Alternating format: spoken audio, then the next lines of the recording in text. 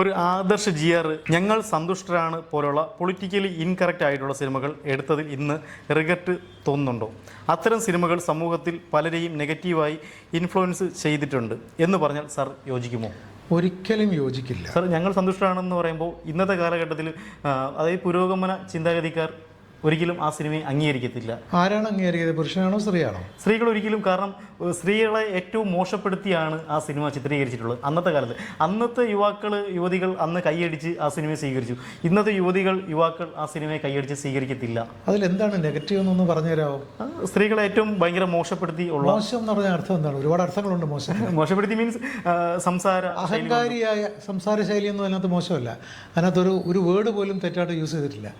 അഹങ്കാരിയായ ഒരു പെൺകുട്ടിയുടെ അഹങ്കാരം തീർക്കുന്ന സീക്വൻസ് ഉണ്ട്, അത്രേ ഉള്ളൂ. അടുക്കളപ്പണി ചെയ്യിപ്പിക്കുക.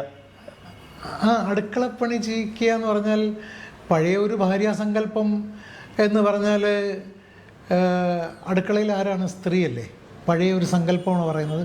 ഇനി ഇതീ കയറി പിടിക്കണ്ട. പക്ഷേ ഇത് എടുത്ത കാലഘട്ടത്തിൽ ആ പെൺകുട്ടിക്ക് ചായ ഇടാൻ അറിഞ്ഞുകൂടാ എന്നുള്ളതാണ് അവിടുത്തെ പ്രശ്നം. ചായ ഇടാൻ മനസ്സില്ല എന്നുള്ളതാണ് അവിടുത്തെ പ്രശ്നം.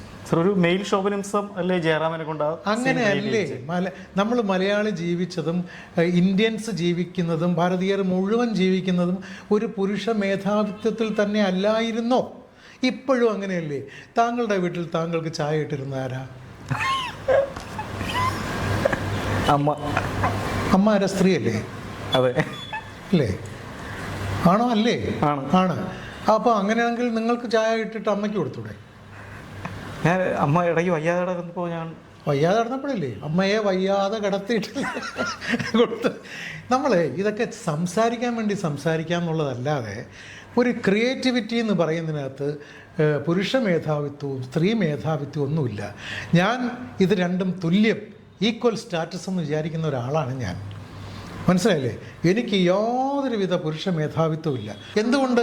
നാടൻ പെണ്ണും നാട്ടുപ്രമാണിയിലും ഈ ജയറാം സംയുക്ത വർമ്മയുടെ ഉള്ളം കൈ കിടന്ന് നട്ടം തിരിയുന്നൊരു കഥാപാത്രമാണ്. അതെന്താ പറയാത്തത്? അതാരും ചർച്ച ചെയ്യുന്നില്ല. ശരിയാണ് സാർ. അതും എൻ്റെ കഥയാണ്. സുരേഷ് പൊതുവാളും ഞാനും കൂടെ ചെയ്ത തിരക്കഥയാണ്.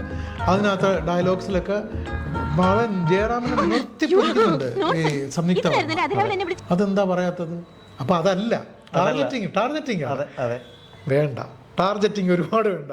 ഒത്തിരി കിട്ടിയ ഒരാളാണ്. ഇനിയെങ്കിലും കുറച്ച് കാലത്തേക്ക് വെറുതെ വിട്ടേക്ക്.